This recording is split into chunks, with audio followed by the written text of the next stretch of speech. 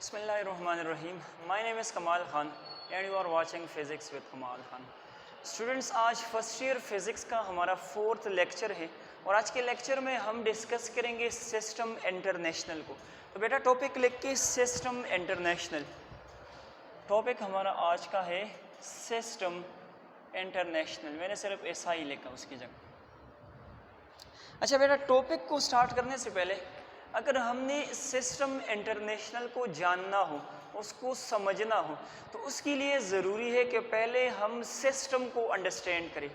उसके बाद ज़रूरी है कि हम सिस्टम ऑफ यूनिट्स को जानें। उसके बाद फिर हम बढ़ेंगे सिस्टम इंटरनेशनल की तरफ और फिर उसके बाद हम ये भी डिस्कस करेंगे कि सिस्टम इंटरनेशनल की हमें ज़रूरत क्यों पड़ी और उसके बाद हम फिर सिस्टम इंटरनेशनल की कुछ इंपॉर्टेंस को डिस्कस करेंगे आज के लेक्चर में। तो पहले हम ये जानने की कोशिश करते हैं कि असल में सिस्टम होता क्या है। तो बेटा ज़रा मेरी बात को ज़रा ध्यान से सुने। आप लोग कहते हो ना कि मेरे पास कंप्यूटर सिस्टम पड़ा हुआ है, कंप्यूटर सिस्टम पड़ा हुआ है। तो कंप्यूटर सिस्टम जब आप लोग बोलते हो तो आप लोग मुझे ये बताएं कि अगर मेरे पास सिर्फ कीबोर्ड पड़ा हुआ हो तो क्या मैं उसको सिस्टम कह सकता हूँ? तो आप कहोगे बिल्कुल नहीं। अगर मैं कहूँ कि मेरे पास सिर्फ माउस पड़ा हुआ है तो क्या मैं उसको सिस्टम कह सकता हूँ? तो आप कहोगे बिल्कुल नहीं। तो बेटा यहाँ पर हमें पता ये चला कि ये सिस्टम का जो मतलब है ये किसी न किसी तरह से एक सेट है, एक कंप्लीट सेट है। अगर मैं कहूँ कि मेरे पास जो है वो CPU भी मौजूद है, मेरे पास जो है मॉनिटर भी मौजूद है, मेरे पास जो है कीबोर्ड भी मौजूद है, माउस भी, जितनी भी रिक्वायरमेंट्स है वो कंप्यूटर के हवाले से, अगर वो सारे जो है मेरे पास पड़े हुए हैं तो क्या मैं उसको कंप्यूटर सिस्टम कह सकता हूँ? तो आप कहोगे हाँ सर, अभी ये सिस्टम बन गया।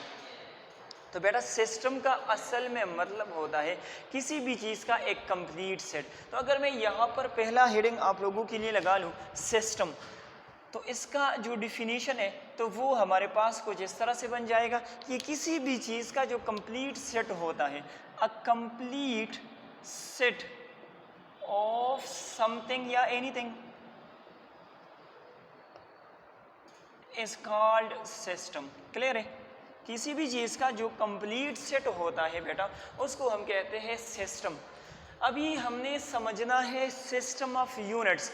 जिस तरह मैंने एग्जांपल दी कंप्यूटर सिस्टम की कि उसमें जो सारे रिक्वायरमेंट्स है वो हमारे पास पूरे होने चाहिए, इसी तरह से अगर मैं बात करूँ सिस्टम ऑफ यूनिट्स की तो इसका मतलब ये बनता है कि यूनिट्स का एक ऐसा कंप्लीट सेट जिसमें हर एक फिज़िकल क्वांटिटी के लिए यूनिट मौजूद हो, तो ऐसे सिस्टम को बेटा हम कहेंगे या ऐसे सेट को हम कहेंगे सिस्टम ऑफ यूनिट्स। तो हेडिंग लगा लें system of units, system of units.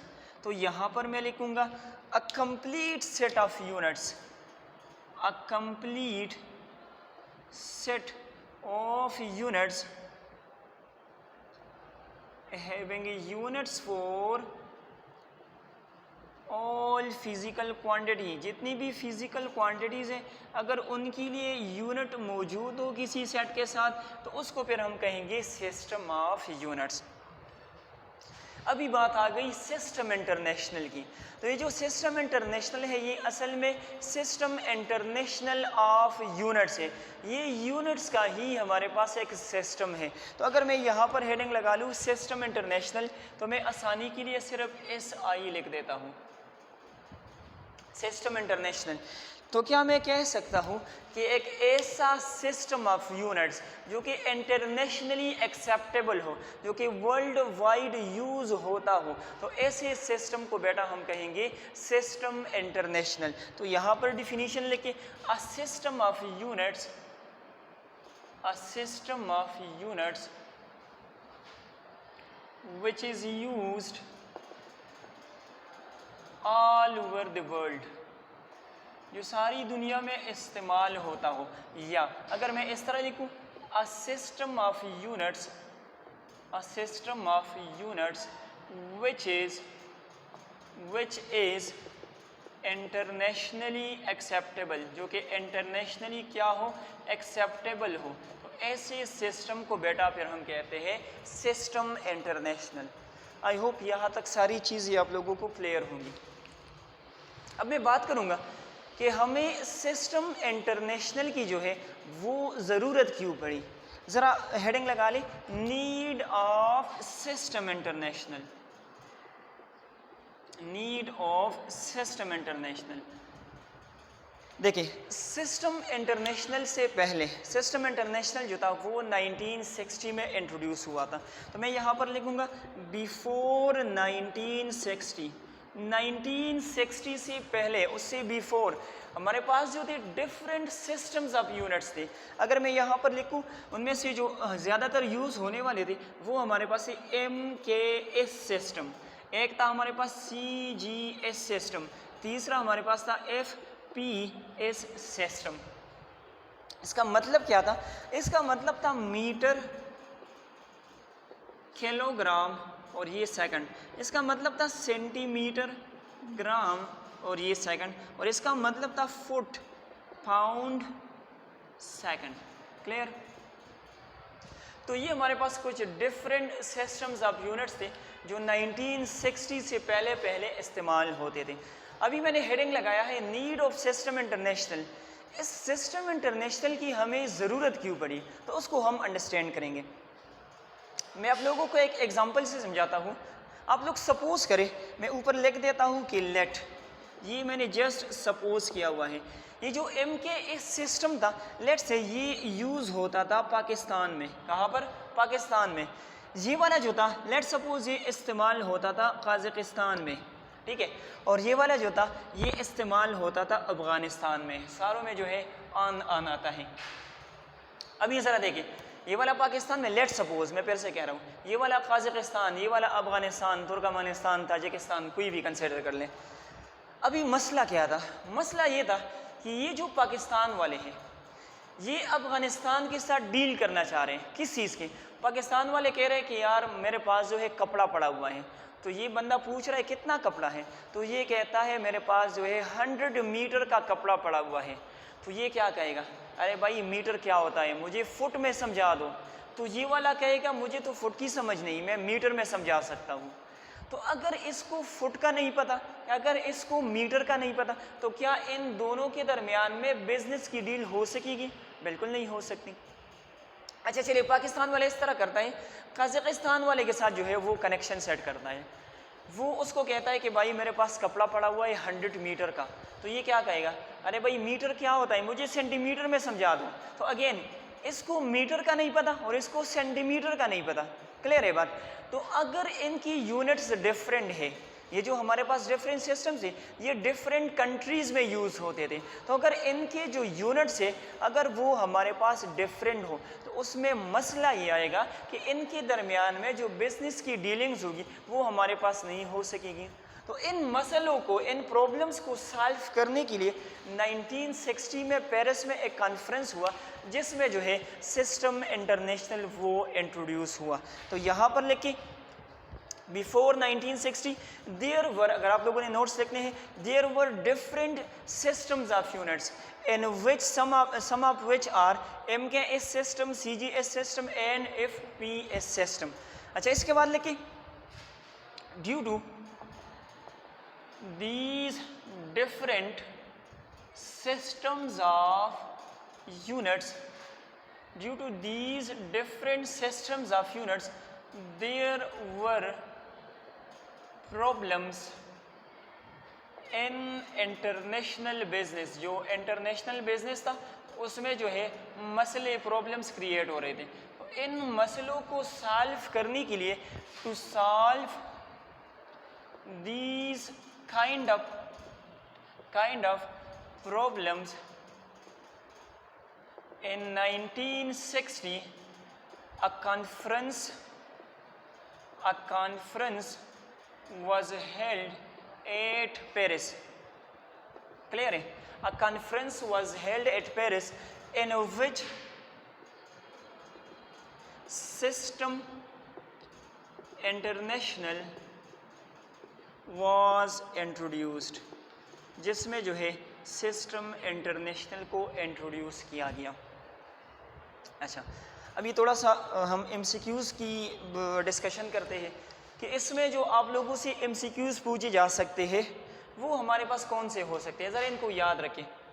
एक तो आप लोगों से ये पूछा जा सकता है MCQs मेरे ख्याल में इसकी समझ आप लोगों को आ गई होगी। इसके बाद मैं आप लोगों को इम्पोर्टेंस समझाऊंगा, लेकिन इम्पोर्टेंस समझने से पहले मैं 2-3 एमसीक्यूज़ यहाँ पर डिस्कस करना चाह रहा हूँ जो मैंने सिस्टम्स ऑफ यूनिट्स लिखे हैं इनसे रिलेटेड। एक आपसे एमसीक्यूज़ ये पूछा जा सकता है, मैं आसान सा लिख देता हूँ, the unit of length, the unit of length. तो अभी आप लोगों को आसान लग रहा होगा, लेकिन मैं यहाँ पर लिखने वाला हूँ the unit of length in गोर्गी system, in गोर्गी system is dash. Clear है? इसके जो ऑप्शंस मैं यहाँ पर लिखने लगा हूँ, एक हमारे पास है मीटर, देखिए शाबाश, दूसरा हमारे पास है सेंटीमीटर, तीसरा हमारे पास है फुट, और जो लास्ट ऑप्शन में लिखने वाला हूँ this is all of them. Clear है? अच्छा, इसी तरह का आप लोगों से एमसीक्यूज पूछा जा सकता है,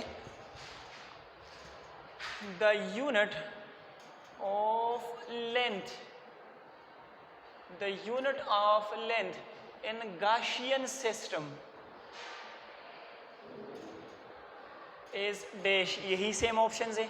इसी तरह का आप लोगों से एक और एमसीक्यू पूछा जा सकता है, the unit of length in British engineering system is dash. वही सेम ऑप्शंस है। क्लियर है? अच्छा, किसी को आंसर पता है? अगर किसी को लगता है कि ये भी जो है लेंथ का यूनिट है, ये वाला भी लेंथ का यूनिट है, ये वाला भी लेंथ का यूनिट है, तो हमारे पास correct option all of them है, तो वो ज़्यादा गौर से सुने। ठीक है, बाकी सब गौर से सुने।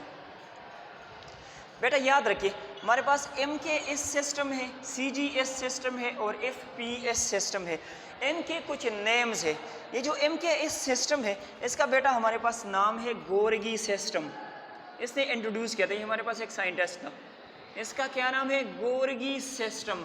तो अभी आप लोगों को फर्स्ट एमसीक्यूज क्लियर हो गया होगा, क्योंकि MKS सिस्टम का दूसरा नाम हमारे पास गोर्गी सिस्टम है, तो लेंथ का यूनिट हमारे पास मीटर होगा।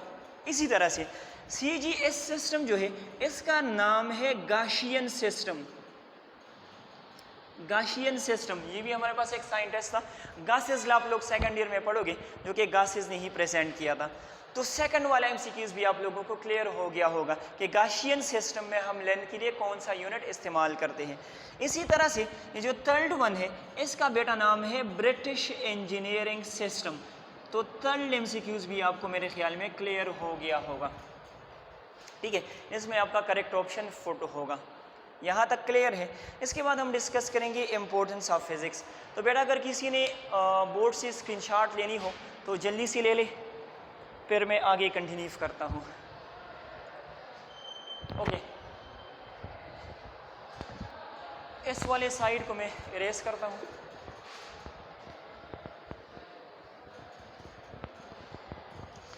Importance of system international, importance of system international heading लगा ले।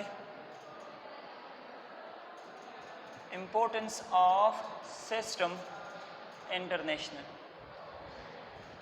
सिस्टम इंटरनेशनल की हमारे पास इम्पोर्टेंस क्या है, ज़रा ध्यान से देखिए। फर्स्ट जो इम्पोर्टेंस है वो तो हमारे पास ये है कि ये एक इंटरनेशनली एक्सेप्टेबल सिस्टम है। फर्स्ट जो इम्पोर्टेंस है वो हमारे पास क्या है, that system international is internationally acceptable.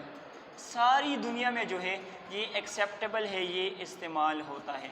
तो ये एक तो ये है कि हमारे पास इंटरनेशनली एक्सेप्टेबल है। मेरे ख्याल में ये आप लोगों को क्लियर होगा। अच्छा, दूसरा जो इम्पोर्टेंस है वो मैं आप लोगों को बताने लगा हूँ, that is system international is a matric system. इसको ज़रा ध्यान से सुने। ये हमारे पास क्या है, एक मैट्रिक सिस्टम है। अब मैट्रिक सिस्टम का क्या मतलब है? तो बेटा 9th क्लास में आप लोगों ने प्रीफिक्सेस पढ़े हैं, इसी चैप्टर में भी हम आगे पढ़ेंगे। प्रीफिक्सेस आप लोगों ने पढ़े हैं कि प्रीफिक्सेस का मतलब जो होता है, ये असल में 10 के जो है 10 के हमारे पास मल्टीपल्स होते हैं या फिर हमारे पास सब मल्टीपल्स होते हैं। तो मैं कह सकता हूँ कि सिस्टम इंटरनेशनल में हमारे पास 10 के पावर के कुछ प्रीफिक्सेस मौजूद हैं। अभी इसका हमें एडवांटेज क्या है? इसका हमें एडवांटेज ये है कि इसके ज़रिए से हम कन्वर्जन जो है वो इजीली कर सकते हैं। किस तरह से? अगर आप लोगों से कोई पूछे कि हमारे पास 1 किलोमीटर के अंदर कितने मीटर्स होंगे, तो आप लोग आसानी से बता सकते हो कि 10⁻³ मीटर्स या 1000 मीटर। ये क्यों हमें आसानी से पता चल जाता है? क्योंकि किलो जो है ये हमारे पास इक्वल होता है 10⁻³ के, तो 10⁻³ हमारे पास बराबर होता है 1000 मीटर के। तो आसानी से हम कन्वर्ट कर सकते हैं। अगर ज़रा इमेजिन करें, अगर 10 की प्रीफिक्सेस ना होते और 10 की बजाय नंबर इस तरह होता, अगर 10 की बजाय लेट से मैं कह देता हूँ हमारे पास 2.31 होल पावर 3, तो अभी मुझे बताएं कि ये किसके बराबर होगा? तो इसको फिर आप लोगों ने कैलकुलेट करना होगा, इसको याद रखना बड़ा मुश्किल होगा। और यहाँ पर चूँकि 10 के है तो ये फिर हम इजीली इसको जो है कैलकुलेट कर सकते हैं या फिर इसको हम याद रख सकते हैं। क्लियर है? तो एक इसका जो बड़ा एडवांटेज है वो हमारे पास ये है कि इसके साथ जो है 10 पावर की प्रीफिक्सेस है जिनके ज़रिए से हम कन्वर्जन जो है वो बहुत ईजीली कर सकते हैं। अच्छा, नेक्स्ट जो एडवांटेज मैं आप लोगों को बताने लगा हूँ वो हमारे पास ये है कि ये एक कोहेरेंट सिस्टम है। कौन सा सिस्टम है? ये एक कोहेरेंट सिस्टम है। It is a coherent system. अभी कोहेरेंट का क्या मतलब है? तो ये जो कोहेरेंट का टर्म है ये फर्स्ट ईयर में 2-3 जगह पर और भी आएगा। यहाँ पर जो इसका मतलब बनता है, मैं आसान अल्फाज में आप लोगों को समझा दूँ। कोहेरेंट का मतलब ये है कि इसके अंदर सिस्टम इंटरनेशनल के अंदर हमारे पास क्या है? बेस फिजिकल क्वांटिटीज़ है या फिर हमारे पास बेस यूनिट्स है, फिजिकल क्वांटिटीज़ या यूनिट्स। और इसके साथ साथ हमारे पास क्या है? डिराइव्ड यूनिट्स है या फिर डिराइव्ड फिजिकल क्वांटिटीज़ है। तो ये डिराइव्ड जो है ये हमें इतना लंबा चौड़ा याद करने की ज़रूरत नहीं है, क्योंकि ये डिराइव्ड यूनिट्स जो है ये असल में बेस यूनिट्स की तरह ही है। किस तरह? बेस यूनिट्स की तरह है। तो अगर मैं आप लोगों को बता दूं कि हमारे पास एरिया है और एरिया का यूनिट हमारे पास मीटर स्क्वायर है, तो मीटर स्क्वायर ज़रा देखिए, क्या ये बेस की मीटर मल्टीप्लाई मीटर की तरह नहीं है? बिल्कुल उसी तरह से है। अगर मैं बात करूं हमारे पास न्यूटन है तो न्यूटन बराबर होता है किलोग्राम मीटर पर सेकंड स्क्वायर। तो ये न्यूटन जो है ये असल में इसी की तरह हमारे पास एक यूनिट है। इन्हीं बेस यूनिट्स या इन्हीं बेस फिजिकल क्वांटिटी से हमारे पास मज़ीद जो है फिजिकल क्वांटिटीज़ या यूनिट्स बने हैं। क्लियर है? तो इनको अंडरस्टैंड करना, इनको याद रखना, इनको समझना हमारे लिए बड़ा आसान होता है। इसी तरह से अगर मैं फोर्थ इम्पोर्टेंस आप लोगों को बता दूं तो वो हमारे पास ये है, एक बहुत बड़ा एडवांटेज है वो हमारे पास ये है दैट सिस्टम इंटरनेशनल जो है ये हमारे पास एक रेशनल सिस्टम है।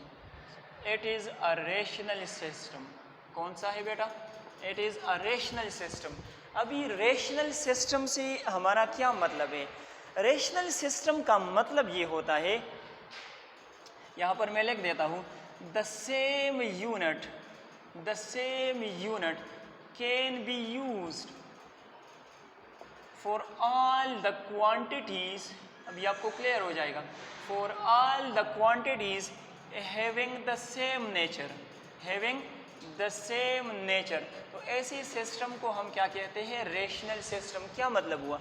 इसका मतलब ये है, अगर मेरे पास है काइनेटिक एनर्जी, अगर मेरे पास है पोटेंशियल एनर्जी, अगर मेरे पास है मैकेनिकल एनर्जी, इसी तरह से मेरे पास है वर्क डन, ये सारे जो है बाय डिफिनीशन अलग अलग चीज़ें हैं, लेकिन बाय नेचर हमारे पास ये सब के सब जो है वो एक जैसे हैं।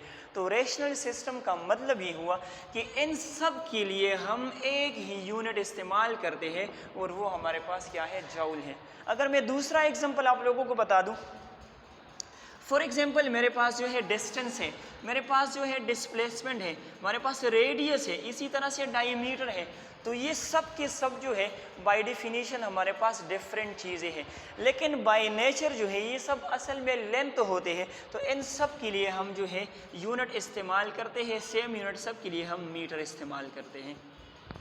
क्लियर है? तो बेटा आज के लेक्चर में हमने सिस्टम इंटरनेशनल को डिटेल के साथ डिस्कस किया। आई होप आप लोगों को सारे पॉइंट्स क्लियर हो गए होंगे। इंशाल्लाह नेक्स्ट लेक्चर में नेक्स्ट टॉपिक के साथ इंशाल्लाह आप लोगों के साथ फिर मुलाकात होगी। तब तक के लिए अल्लाह हाफिज़। Thank you so much.